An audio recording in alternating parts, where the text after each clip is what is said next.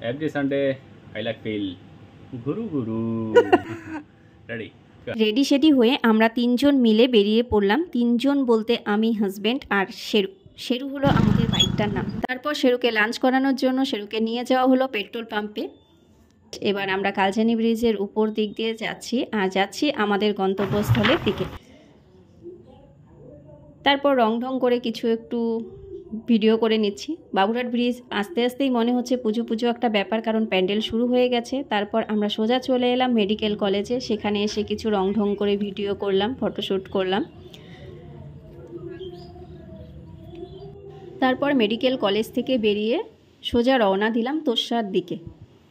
কালীঘাট যে তোর্ষা নদীটা রয়েছে সেখানে এসে এত সুন্দর ভিউ, খুব ভালো লাগছিল, কিছু ছবি তুললাম। আর তারপর চলে গেলাম আমরা সন্ধে নাগাদ মদনমোহন মন্দিরে এসে দেখি সন্ধ্যা আরতি চলছে।